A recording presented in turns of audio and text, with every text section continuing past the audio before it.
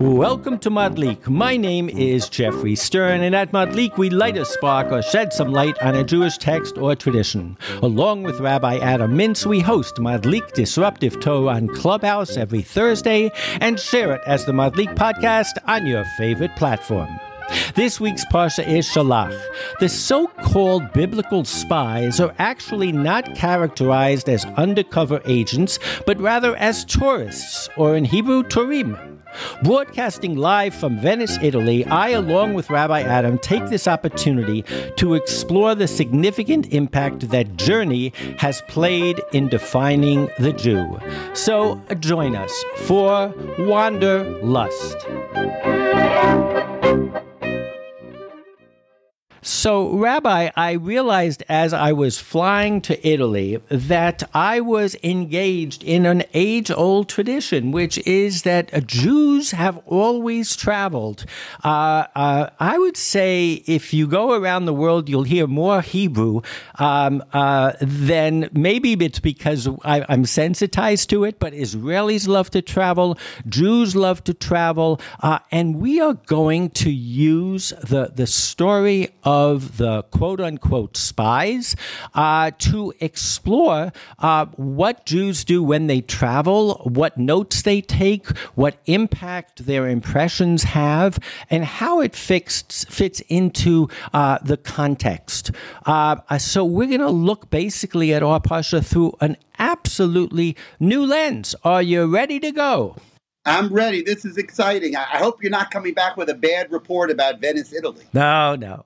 We can't do that. You know, I think I heard from Rabbi Ruskin once when he said he was on a tour of the Louvre, and a lady says, I thought it was going to be a little bit nicer. And Rabbi Ruskin says, the guide said back in a deep French accent, Miss, when you come to the Louvre, you are not, the Louvre is not on judgment. You are. So who am I to judge Venice? But anyway, we are in Numbers 13, and first pasuk it says, God spoke to Moses saying, send agents.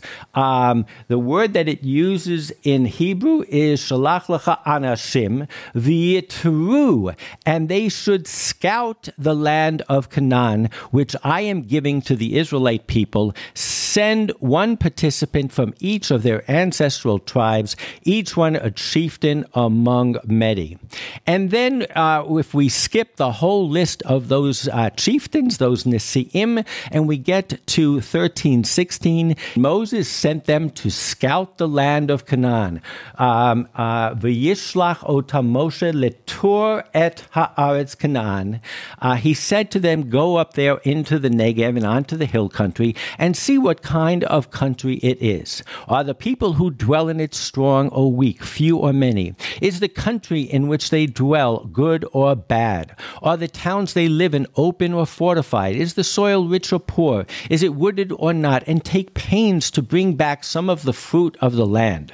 Now it has happened to be the season of the first-rate grapes. They went up and scouted the land from the wilderness of Tzin to Rehov at Libo Hamech. When they went up into the Negev and came to Hebron, where there lived the Achichim, the Sheshai, the Talmai, the Anakites. Now Hebron was founded 7 years before Tzon of Egypt. They reached the Wadi Eshkol, and there they cut down a branch with a single cluster of grapes. It had to be borne on carrying frame by two of them and some pomegranates. That place was called the Wadi Eshkol because of the cluster that the Israelites cut down there. At the end of 40 days, they returned from the scouting the land.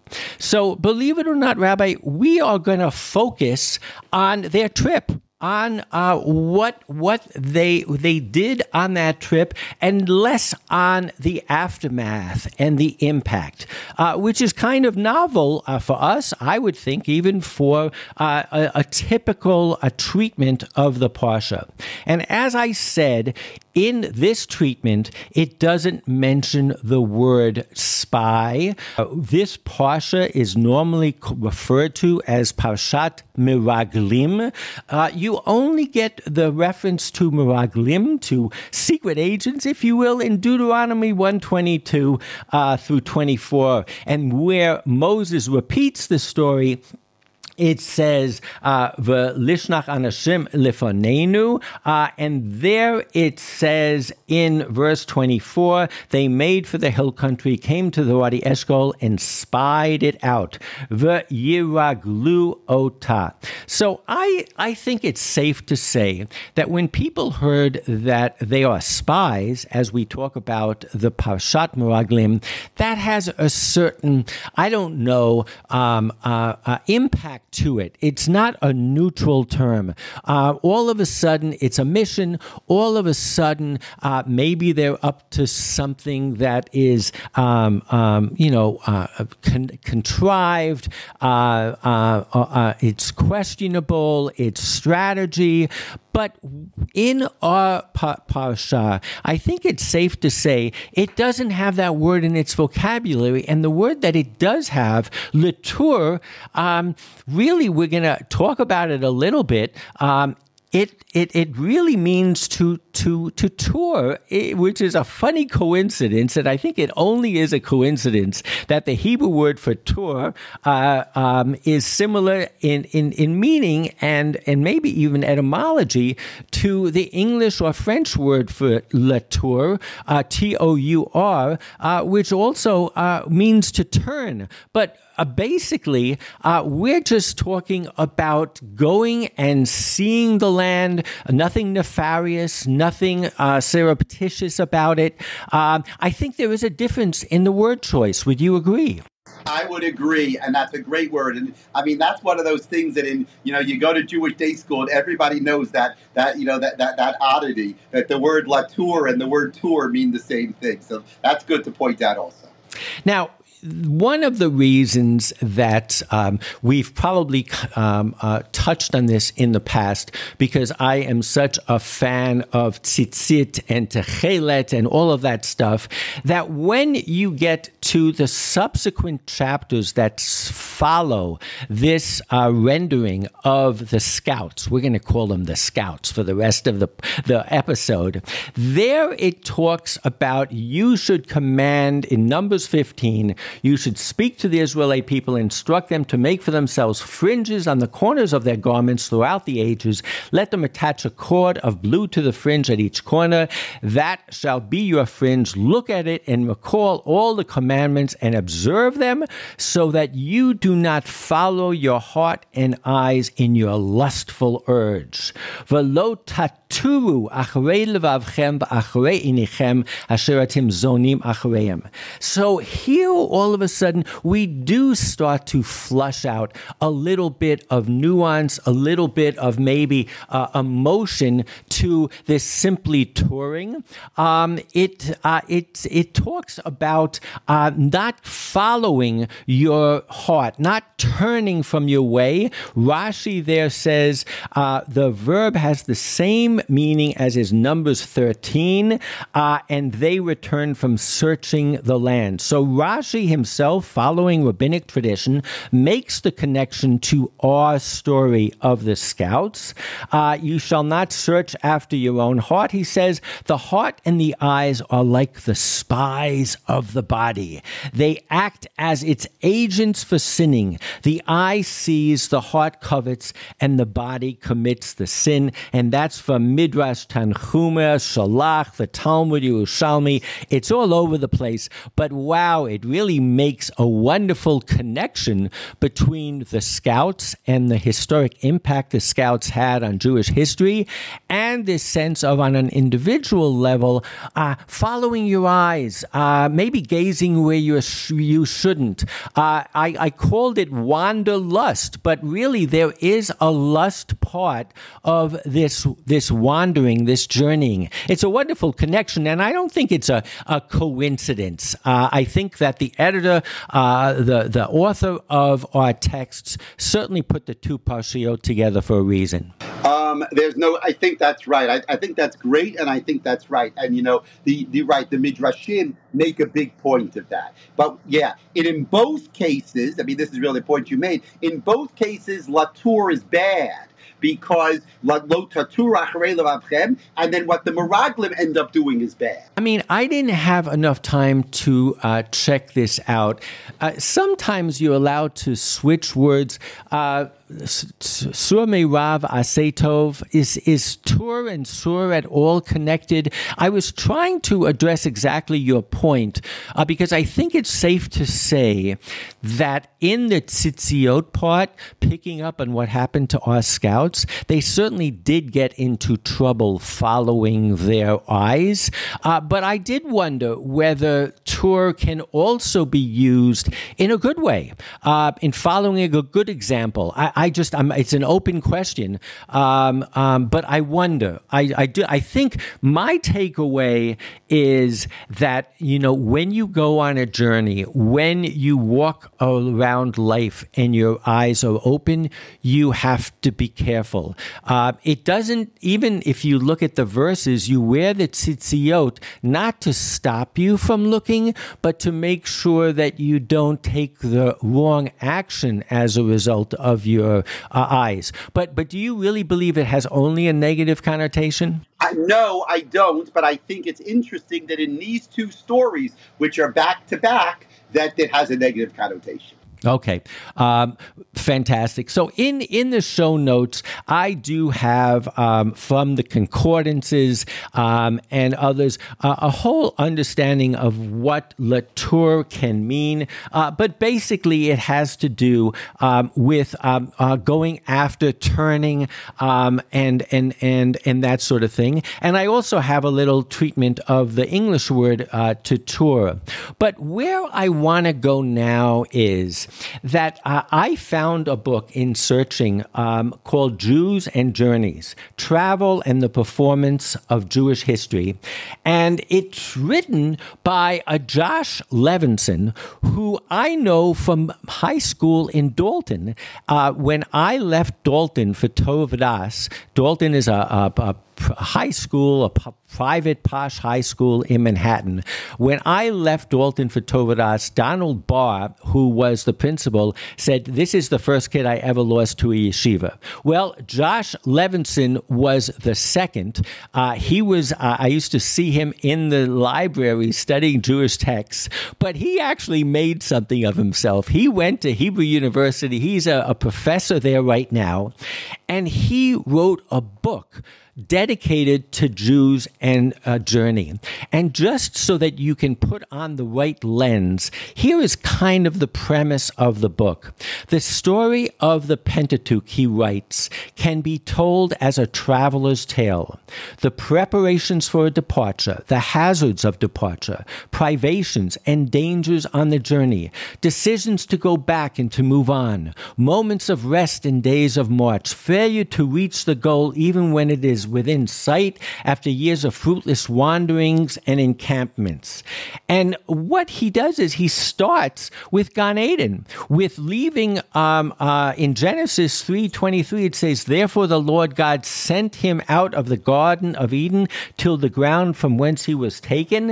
It says, "V'yishlachu Hashem Elokeichem min Gan Eden." You could, in the tradition of Homer and the Odyssey, in the tradition of Chaucer and A Pilgrim's Tale, you could definitely make a case, and Joshua does it, that the whole Torah, obviously, we have 40 years in the desert. Obviously, we have the expulsion, and we have Jeremiah, and we have exile and return. You could make the case that much of the Torah is almost like a traveler's tale. And it lies in the tradition of great societies whose early primary sources are books like the Odyssey by Homer, where it talks about that primordial journey of finding one's home, one's homeland, and finding one's self. It's called the travel narrative, and it is a thing. It is, if you study literature, travel narrative is one of the most basic forms of a discovery that has lasted up until today in Condé Nast magazine. Have you ever thought of it that like this? You do a bunch of traveling yourself.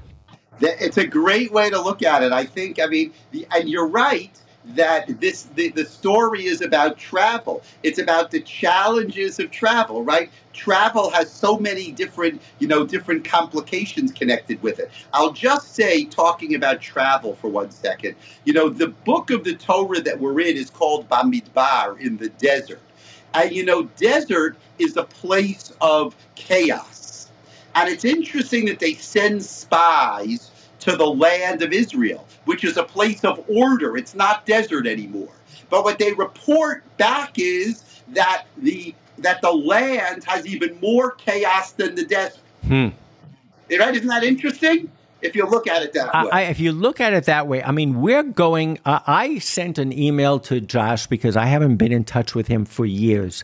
In a few minutes, we're going to look at some of the sources that he brings, but I was surprised. I haven't finished the book, but I did look in the index where he doesn't talk about the Scouts. And what my argument today is going to be that while you have Adam and Eve leaving Eden, and if one of the arguments that he makes is the last book of the Torah, he references 2 Chronicles, where in the end King Cyrus sends the Jews back to their homeland, and it says Vaya'al, let them go up. His argument is saying from the beginning of the Torah till the end of the Torah, it's all about leaving the land, visiting the land, exile, return, finding oneself. But he spends a little bit of time on Lech Lecha, which is the obvious go-to example of a travelogue. But what I think the Scouts are different is we read about Abraham, we read about Adam and Eve being sent on their journey, but we don't get a sense of what they saw literally, and we don't get their impressions. And I think the story of the Scouts, once you're looking at the Torah within this rich tradition of literature that describes a stranger in a strange land, of how we enlarge our vista, how we understand other cultures and therefore better understand ourselves, you could not get a more formal case of one of those journeys than our story of the Scouts. So before we start talking about it in that way, let me read a little bit more about what he talks about. Great. He says, writings, literary or documentary, that take travel, real or imagined, as an essential condition of their production or dramatic situation that describe the movement of individuals across some kind of boundary, usually geographic, not necessarily so. And he brings Odysseus travels home from a strange land. Abraham travels to a strange land from home. The dominant themes of travel writing: a nostalgic yearning to return home and a desire to leave home and seek out a new world. Travels of dislocation and return, discovery and conquest hold a prominent place in formative Jewish and non-Jewish fictions of identity. Travel writing as a cultural mechanism for exploring and shaping its own fictions of identity. Constructing the other is also constructing oneself. So I really, it's a little bit of an expensive book because I think it's a scholarly book, but certainly look at the excerpts that I provide in the notes. But some of the things that happen is there's wonders. Themes of narrative are wonders. You have, and there are great Jewish narratives. I think last week I quoted the Bar Tanura, who is the go-to commentary on the Mishnah. He's also known for his his travel stories. He went to Babylon. He talks about seeing elephants that fly, and in the book it dissects it and explains that in the Talmud it talks about elephants that can fly. So you go to, whether you're a Jew or you're a Christian, you go to these exotic places, but the truth is many times those exotic places are Bible related, and either you confirm or you find that you can't confirm the veracity of what you had thought. But there is this wonders. There's a question of danger. If we have time, we're going to read the traditional prayer that a Jew says before they travel. It's full of protect us from danger. I think someone should index the amount of laws in the Talmud that talk about, do you say the Shema when you travel? Do you say the full Shemona Esrei when you travel? We were a dislocated people, and I would argue that we probably traveled more than others. We were a merchant class, and therefore we traveled with the Roman army. I think that you'll find in a halakha, and this is a place for other research. I'd be curious to know what you think. Maybe it fits into your studies on the Eruv.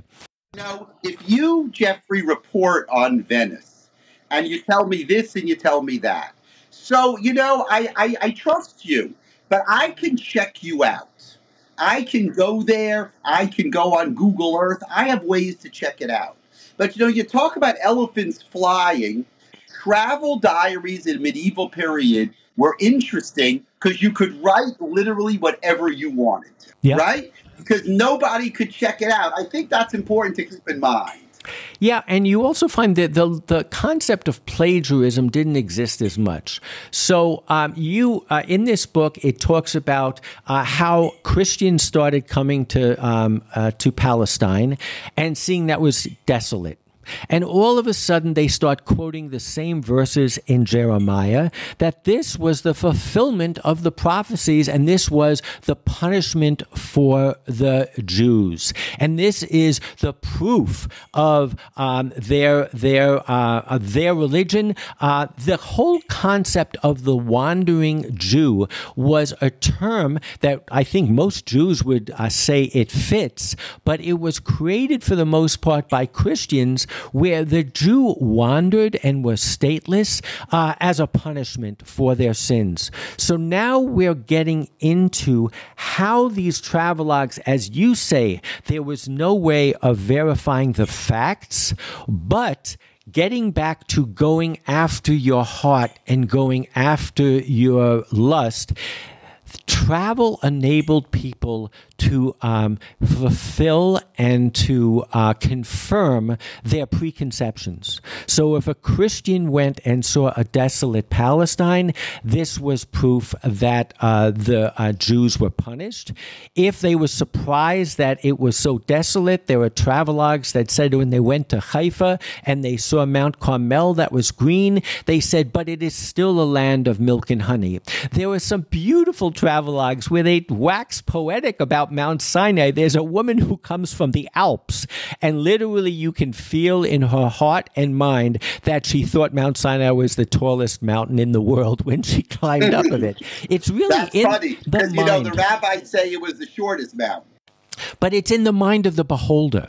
And I think that's the other part of why, when I look at lo taturu, do not go after your heart, what it means is that when you observe life, and I love the fact that in this book it says travelogues can be geographic or they cannot be. They can be fictitious, they can be in your mind. But the point is, not only are the facts up for grabs, but the concepts and the ideas and the ideologies that one sees are up for grabs.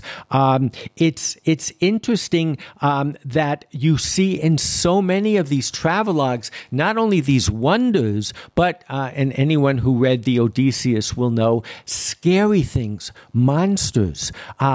So once one starts to read that, and then of course there's bringing back souvenirs, where the whole theme of this year's Biennale in Venice is how art, but more specifically, museums were used for the quote-unquote colonization ideology of the West, so that the West was able to take artifacts, rob, steal, grab artifacts from all over the world and bring them back, put them into museums, and create the narrative of the nomad, of the barbarians. But before there were museums, and before there was even taking artifacts, there had to be people who traveled and toured. So this whole concept of writing about going to other places to scout them out is really at the forefront of the discussions. I mean, the famous, unfortunately, Columbia is in the news. It's this Professor Edward Said who wrote Orientalism, and his whole argument was that the Orient, the Middle East, is seen through the eyes of the travelogues and the resulting novels that the Westerners wrote. So we are really talking about something that is so timely. And what that kind of pushes us to do is to say, where does the Jewish journey come in? And that's the purpose of the book, and that's what I want to kind of talk about for the few minutes that we have left. Have you thought, Rabbi, about how maybe a Jew travels differently? Now that I think we've kind of resolved how important travel is for our essence. Of course, we as Jews, like you say, when you go to to Jewish sites, you look for other Jews. Means that's we see travel through our eyes as Jews and through the Jewish history of Jews. You're traveling through Italy. It's completely different from someone who is not Jewish and looks at it completely differently. Everybody sees travel. Now, it's interesting. I think that's more so when you go to Europe. If you travel in the United States, Judaism is not as important because the United States doesn't have a Jewish history the way Europe has a Jewish history. So I totally agree with you, but I think it's actually maybe even a little bit larger than that. I just dawned on me, there's a wonderful book called The Jew and the Lotus, and it talks about 12 Jews who get summoned by the Dalai Lama, who wants to know what is the secret source of the Jews who lived in exile for so long. And so they're going there, and there's one paragraph that really sticks out to me, where someone asks one of the rabbis, well, who are you? And the rabbi says, well, I'm a Jewish minister, priest. And they go, who are the Jews? And the poor rabbi has to say, knowing that there are only, 10, 12 million Jews in the world, and we're talking to a society of billions, he says, well, have you heard of Jesus? Have you heard of Christianity? So he has to give his resume by referring to Jesus. But the point is, there's a situation where a Jew is in a position where he finds out about himself. Significance, designificance. In our story, now that we've kind of given ourselves a refresher course in what the ingredients of all the travelogues, all of a sudden it takes on new meaning when Moses commands the scouts to bring back artifacts, to bring back grapes. That is part and parcel of what we do when we go to the moon, but it's what every Marco Polo and Bartanura did, was it bring back data, bring back artifacts. Then there is the question of who is living in the land. So in the first exhibit I went to in Italy today, in Venice, it was the Spanish Pavilion. And it was showing beautiful pictures, paintings made by Westerners of South America. And what was so beautiful about them is they showed the grandeur of the land, and there were no people in it. It was the old adage of virgin territory. The people, the residents, were ignored.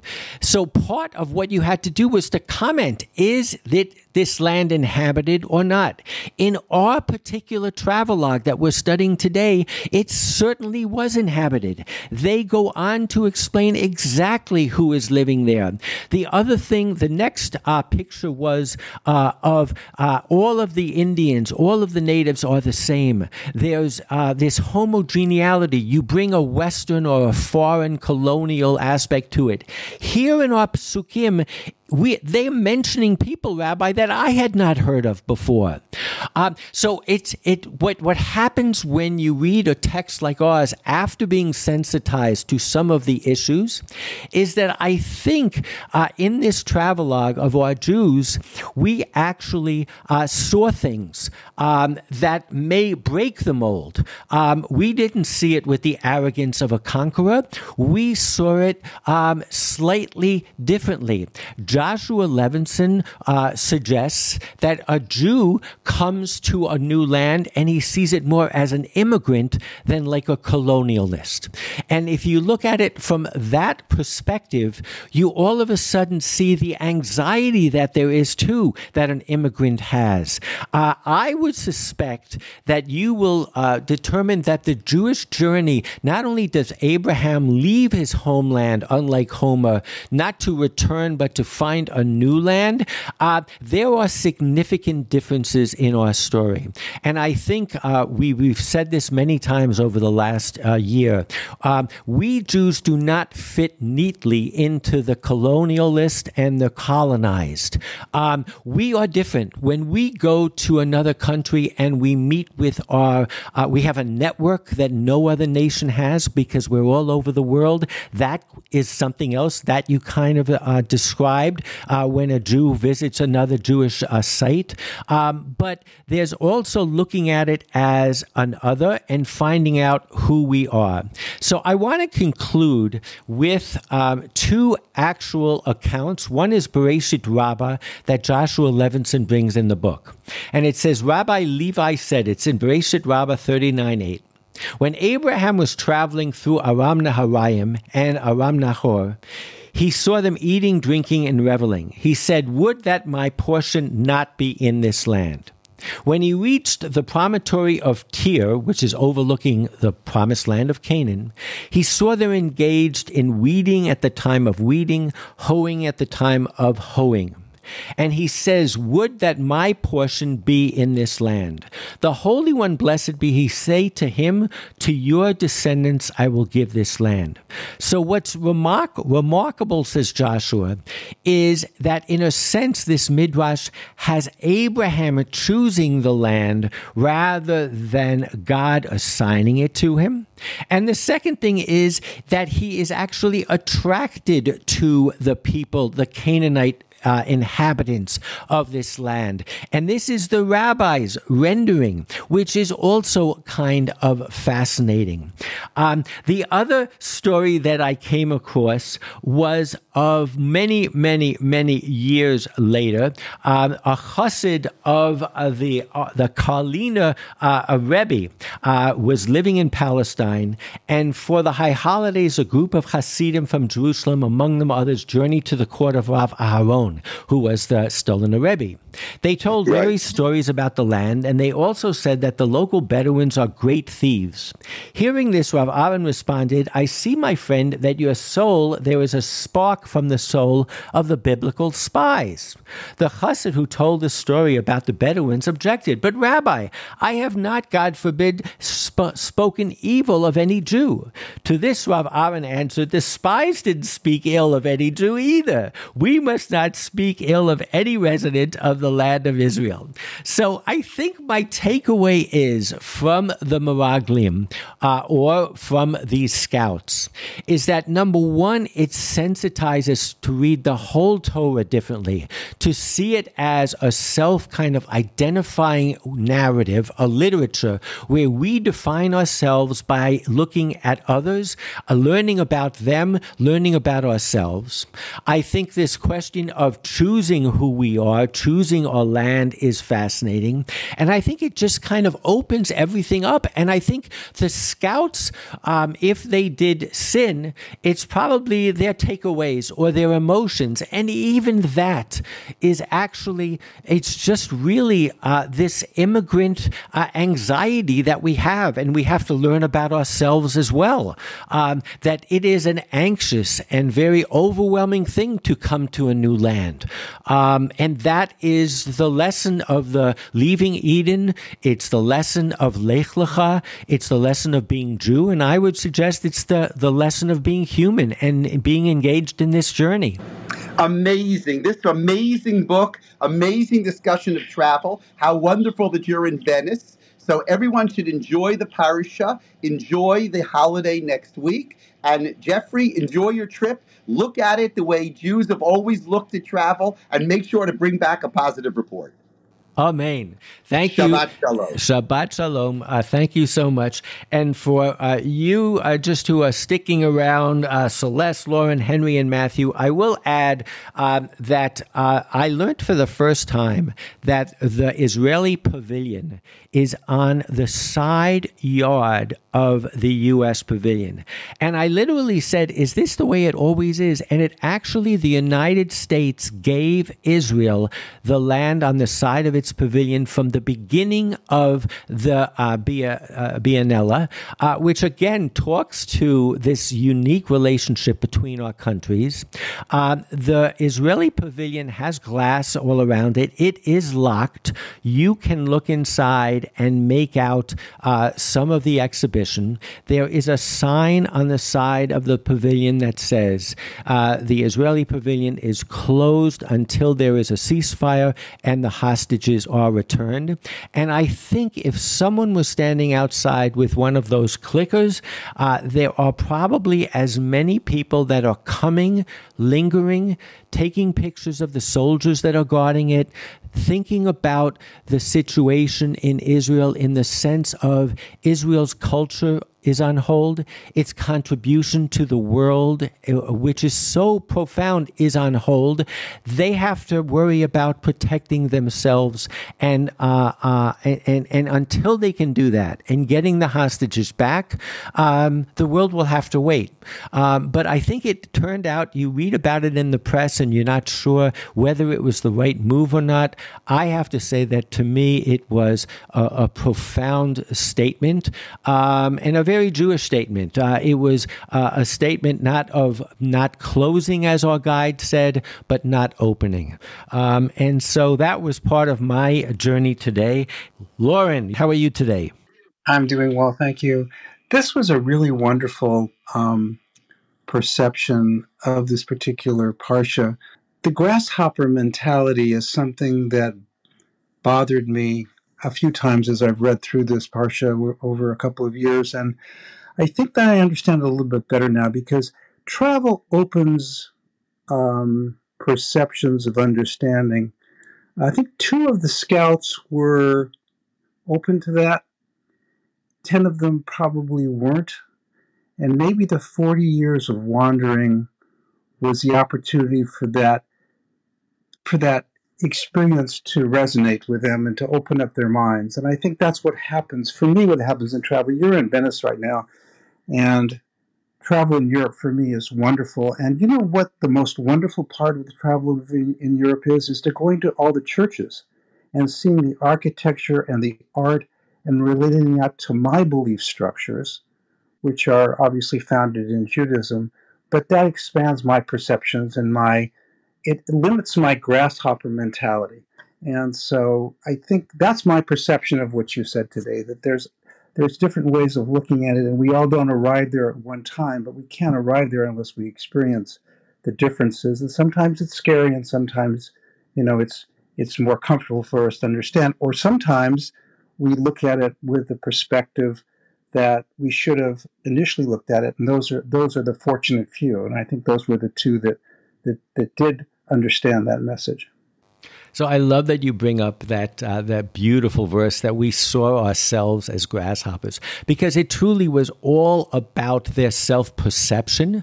And if you think about it, We always get into this question of a punishment. Is it a cure or is it punitive? And I think you're right that there was no way that this generation, as depicted in the Torah, was ready to have that immigrant experience of coming to the other land, of going from slavery to freedom in one generation. So I don't think it's so much as blaming them as they had the honesty to really voice their own concerns. And as a result, it became pretty obvious that it was going to take another generation. And that's that self-discovery, I think, that is so important about this type of travel, this type of journey. I mean, nowadays in modern language, everything is a journey, right? You ask an employee to do something, they say, well, I'm on this journey. So the nomenclature works. We are, and the Bible is, the Torah is truly about a journey, and it's as much about self-discovery as learning about anything else. So I just totally agree with you. It's not helpful to be judgmental in this case. I think that they deserve a lot of credit for saying that they felt like grasshoppers. And I think that is important, that it's shared with us. And it truly is a narrative. There are so many journeys, but you don't get the inner mind of the participants the way you do in this story of the Scouts. And I think that's what makes it, at least to me this year, totally, totally unique, refreshing, and as someone who's traveling, just opening up my mind and vistas. So thank you so much for that comment. Shabbat Shalom. See you all next week.